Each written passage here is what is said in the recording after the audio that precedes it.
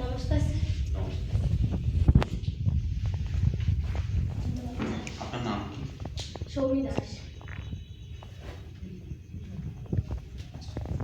আপনি কি নিজের সম্বন্ধে? আমি সৌমি দাস, বাবার নাম অনিল কুমার দাস। আমি মুর্শিদাবাদ জেলার বড়োয়া থানা বড়গ্রাম থেকে আসছি। আমি বড়োয়া নিত্যগোপাল শ্রীবাণীমেলা উচ্চ বিদ্যালয় থেকে 2017 সালে মাধ্যমিক এবং 2019 সালে উচ্চ মাধ্যমিক পাশ করেছি। পরবর্তীকালে আমি 2020-22 সেশনে ডায়েট মুর্শিদাবাদ থেকে ডিএলএড কোর্সটি সম্পন্ন করেছি। আমি অবসর সময়ে আমি রিসাইকেলিং জিনিসপত্র থেকে নতুন জিনিস বানাতে পছন্দ করি। আপনি কি গ্র্যাজুয়েশন করেছেন? হ্যাঁ, কোন ইংলিশ। সাবজেক্ট? আচ্ছা, ইংরেজিতে এমন একটি শব্দ বলুন যেখানে আমরা 5টা ভাওয়েলই পাই। এডুকেশন।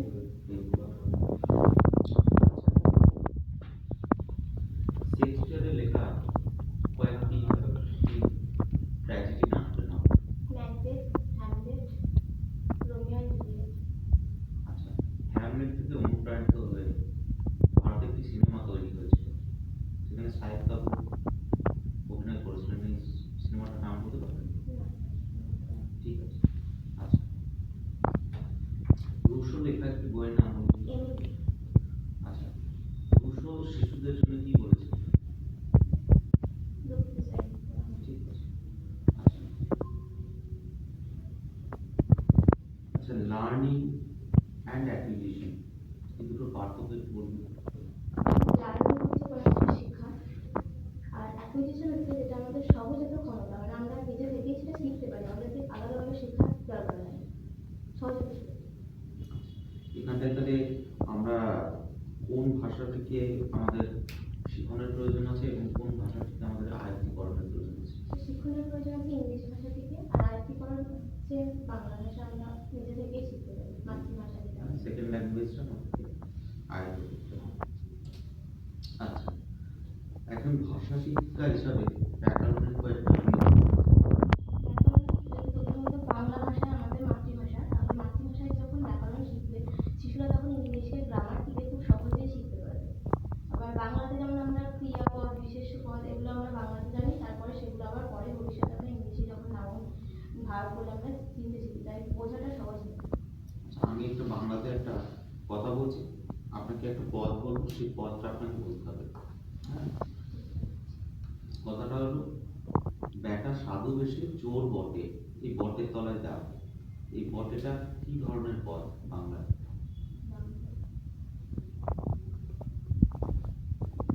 যৌগিক। বাংলার এই যে আপনি বললেন কি ক্রিয়াপদ, বিশেষ্য, বিশেষণ, এটা কি ধরনের পদ? অব্যয় পদ। হ্যাঁ। আচ্ছা, আমি একটা সেন্টেন্স বলছি, আপনি ইংরেজিতে ট্রান্সলেট করবেন, ঠিক আছে? যদিও সে অত্যন্ত গরিব, সে সৎ। Although he is poor but he is honest. এটা, এই সেন্টেন্সটি, হ্যাঁ, সিম্পল, কমপ্লেক্স, কম্পাউন্ড, Compound. আরেকবার চেষ্টা করুন। Complex. হ্যাঁ, এটাকে সিম্পল সেন্টেন্সে রূপান্তরিত করুন। He is poor.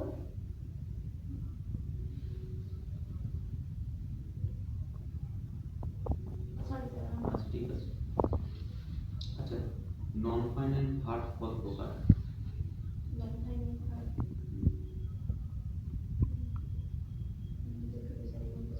ঠিক আছে। আচ্ছা, আপনি দেখলেন যে একজন ছাত্র, সে ক্রিকেট খেলতে খুব ভালোবাসে এবং তার মধ্যে আপনি প্রতিভা লক্ষ্য করছেন, কিন্তু এই ক্রিকেট খেলতে গিয়ে সে প্রায় মানে অনুপস্থিত হয়ে যাচ্ছে এবং অবস্থাটা এমন জায়গায় গেছে যে সে স্কুল ছুট হবার একটা তার মধ্যে প্রবণতা দেখা যাচ্ছে। আপনি এই সিচুয়েশনটা কিভাবে হ্যান্ডেল করবেন?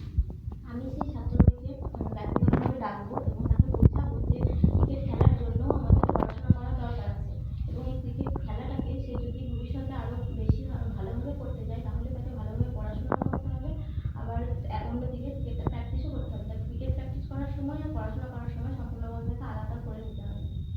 না, সে পড়াশুনো স্কুলেও তো ক্লাস হয়, ক্লাস তো স্কুলেও হয়। খেলার ক্লাসের সময় সময় সে খেলার প্র্যাকটিস করবে, আবার সে অবসর সময় যখন সে বিদ্যালয় থেকে বাড়ি যাবে সে বিকালেও প্র্যাকটিস করতে পারে, বা আগে একটু সকালে ঘুম থেকে উঠে তখনও প্র্যাকটিস করতে পারে। আচ্ছা, তার প্রতিভাটাকে এগিয়ে নিয়ে যাওয়ার জন্য একজন শিক্ষিকা হিসাবে আপনি কি করতে পারেন? আমি তাকে সব জায়গাতে রেফার করবো, মানে সবার সামনে তাকে তার প্রতিভাটাকে ফুটিয়ে তোলার জন্য সবার সামনে যখনই কোনো বাইরে থেকে কোনো কেউ আসবে তাদের সামনে সেই তার ক্রিকেট খেলার প্রতিভাটিকে দেখাবো, এবং বলতে চাইবো যেন ভবিষ্যতে যদি কোনো কিছুতে সুযোগ আসে তাহলে তাকে অগ্রাধিকার দেওয়া হবে। আচ্ছা আচ্ছা, আপনি বলুন তো, বৈচিত্র্যমূলক শ্রেণীকক্ষে হ্যাঁ একজন শিক্ষক বা শিক্ষিকা কি কি চ্যালেঞ্জেস থাকতে পারে? বৈচিত্র্যমূলক শ্রেণীকক্ষে একজন শিক্ষিকা কিভাবে সেই ক্লাসটাকে হ্যান্ডেল করবে, কারণ সে কেউ হয়তো সে কম দেখে বা কেউ কানে কম শোনে, এরকম হতে পারে, আবার কেউ হয়তো বেশি শিখতে পারে, আবার কেউ কম শিখতে পারে। যারা কম দেখে বা কম শোনে তাদেরকে আমি প্রথম বেঞ্চে এনে বসাবো, আবার যারা বেশি বুঝতে পারে আর যারা কম বুঝতে পারে তাদেরকে আমি পিয়ার টিউটরিংয়ের মাধ্যমে শেখাবো। আচ্ছা, ধরুন আপনি ক্লাস করাচ্ছেন, ইন্টেনসিভলি ক্লাস করাচ্ছেন, এবং আপনি দেখছেন যে ছাত্র বারবার পিছিয়ে পড়ছে, হ্যাঁ, সেক্ষেত্রে আপনি কি ব্যবস্থা গ্রহণ করতে পারেন? তাকে আমি রেমিডিয়াল টিচিং দিতে পারি। Very good. এই রেমিডিয়াল টিচিংয়ের বাংলা কি?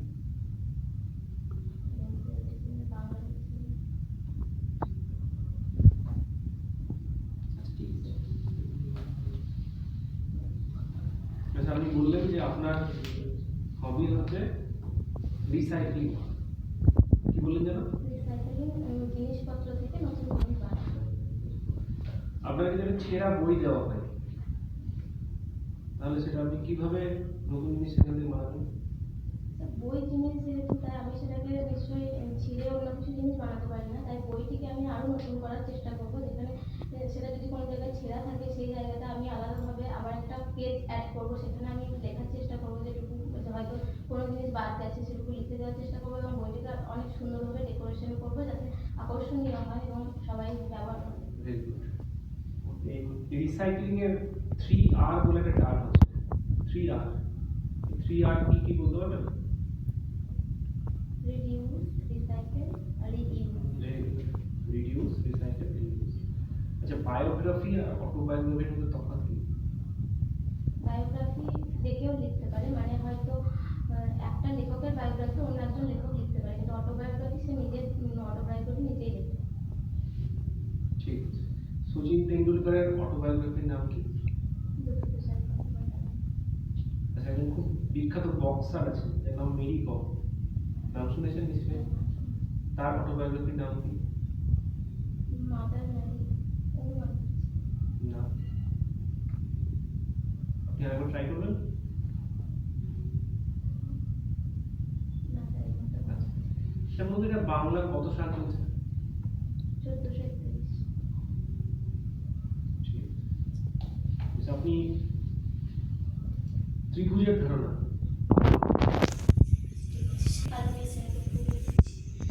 গুড মর্নিং স্টুডেন্টস, তোমরা সকলে কেমন আছো? তোমরা সকলে ভালো আছো? বাহ।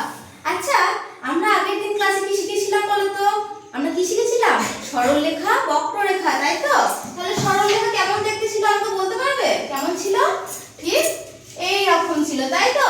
তাহলে দেখো, আজকে আমরা এই সরলরেখার সাহায্যে আবার একটা নতুন জিনিস শিখবো, কিন্তু তার আগে তোমরা আমাকে বলো তো, তোমরা সকলে কে কি খেতে ভালোবাসো? তুমি কি খেতে ভালোবাসো বলছো? তুমি কি খেতে? সিঙ্গাড়া খেতে ভালোবাসো। আচ্ছা, আর তুমি? পরোটা। তুমি কি খেতে ভালোবাসো? লুচি খেতে ভালোবাসো। আচ্ছা, তাহলে আর আমাকে একটা কথা বলো তো, পরোটা দেখতে কেমন হয়? কেমন হয় দেখতে? এই রকম দেখতে হয়। হ্যাঁ, ঠিক বলেছো। আর সিঙ্গাড়া দেখতে কেমন হয় বলো তো?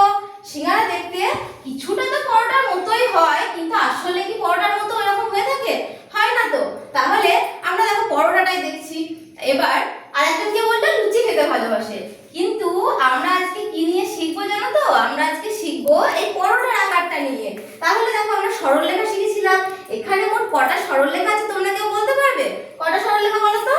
কটা বললে? 3টে। হ্যাঁ, একদম ঠিক বলেছো। তাহলে 3টে সরলরেখা দিয়ে দেখো, যখন 3টে সরলরেখা একসঙ্গে যুক্ত হয়েছে এবং একটা সমতলিক ক্ষেত্র তৈরি হয়েছে, 3টে সরলরেখা দিয়ে তৈরি সীমাবদ্ধ সমতলিক ক্ষেত্রকে আমরা কি বলি জানো? কেউ বলতে পারবে তোমরা? কেউ বলতে পারবে না? আচ্ছা, আমি বলতেছি, তাকে আমরা বলবো ত্রিভুজ। তাহলে আমরা কি জানবো আজকে, কি সম্পর্কে? আজকে আমরা ত্রিভুজ সম্পর্কে জানবো, তাই তো? তাহলে বলো তো ত্রিভুজের কটা বাহু থাকছে? ত্রিভুজের কটা বাহু আমরা দেখলাম? 1 2 3, ঠিক বলেছো। আচ্ছা তাহলে ত্রিভুজের 3টি বাহু, আমরা কি জানলাম?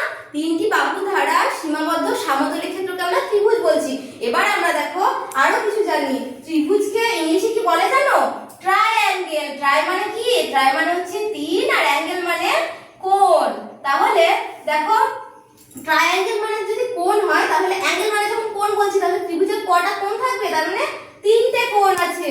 আবার 3টে কোণের সমষ্টি কত হয় তোমরা কেউ জানো? কেউ জানো না? আচ্ছা আমি বলে দিচ্ছি, 3টে কোণের সমষ্টি হয় 180 ডিগ্রি। আচ্ছা ত্রিভুজগুলোকে আমরা আবার অনেক রকম ভাবে ভাগ করতে পারি। ত্রিভুজ কোণ ভেদে হয়, আবার বাহু ভেদে হয়। কিন্তু কোণ ভেদে ত্রিভুজ একরকম হবে, 3টে ভাগ করা যায়।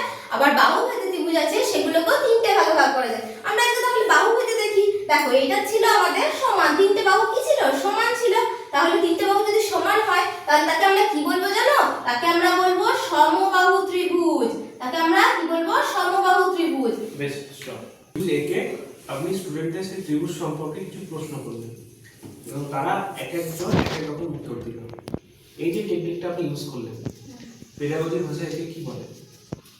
স্যার এটাকে আরোহী পদ্ধতি না স্যার, অবরোহী পদ্ধতি। আরোহী অবরোহী মানছি, মূর্ত থেকে বিমূর্ত। সবই মানছি, কিন্তু এর স্পেসিফিক একটা নাম আছে। আমি একটা কিছু লিখবো বোর্ডে বা কিছু আঁকবো এবং সেইখান থেকে স্টুডেন্টদের মধ্যে থেকে র্যান্ডম কিছু আইডিয়া নেব একজন টিচার হিসেবে। তাদের সেটা এইটা এক ধরনের ওপেন এন্ডেড কিছু কোয়েশ্চেন উত্তর হতে পারে, সবাই হয়তো সঠিক অ্যান্সার দেবে। এই যে পদ্ধতি, এই যে টেকনিক, এটাকে কি বলা হয়? Questioning method. মেথডের আমি কথা জিজ্ঞাসা করব। ঠিক আছে। আচ্ছা আপনি ত্রিভুজ যে পড়ালেন, যখন আপনি শ্রেণীকক্ষে পড়াবেন তখন এক্ষেত্রে কি কি টিএলএম ব্যবহার করতে হবে যাতে ওদের বুঝতে আরো সুবিধা হয়? আমি যেগুলো আমাদের শ্রেণীকক্ষে থাকে, শ্রেণীকক্ষে তো থাকে না, যেগুলো টিচার্স রুমে থাকে সেই অনুযায়ী থাকে। ওই যেগুলো ত্রিভুজ আকৃতির যে টিএলএমগুলো হয় ওগুলোকে ব্যবহার করবো স্কুল বেসিসে বললাম। আর যদি তার আগে আমরা স্কুলের বাইরে ছাত্ররা আসার সময় যে রাস্তার মোড়ে যে বাঁকগুলো থাকে, সেই বাঁকে একটা ট্রায়াঙ্গুলার একটা জিনিস হয়, সেটাকে যেটাতে দিক নির্দেশ করে, সেগুলো দিয়ে বোঝানোর চেষ্টা করবো। তারপর পরোটা, পাহাড়, বাচ্চারা পাহাড় আঁকে। আমি বললাম আপনি কিন্তু রিসাইক্লিং করতে ভালোবাসেন, তাই না? আপনি ত্রিভুজ পড়াবেন, সেটাকে আরও ওদের মধ্যে ক্ল্যারিটি আনার জন্য আপনি নিজে থেকে কি কি টিএলএম ব্যবহার বা আনতে পারেন তৈরি আমি করতে? ফেলে দেওয়া কার্ডবোর্ড থেকে ত্রিভুজ আকৃতির বিভিন্ন রকম ত্রিভুজ, যেমন সমবাহু, সমদ্বিবাহু, সব রকম ত্রিভুজের শেপগুলো আমি বোর্ড আকৃতি, যেগুলো পিচ বোর্ড হয়, কার্টুন বলে, সেগুলোকে কেটে আমি ওগুলো বানিয়ে আনবো, দিয়ে স্যারকে হাতে দেবো, তারা পর্যবেক্ষণ করে দেখতে পারবে। তার মানে আপনার এই হবিটা ওদের টিএলএম এর ক্ষেত্রে সাহায্য করবে। আচ্ছা টিএলএম এর পূর্ণ রূপ কি? Teaching learning material.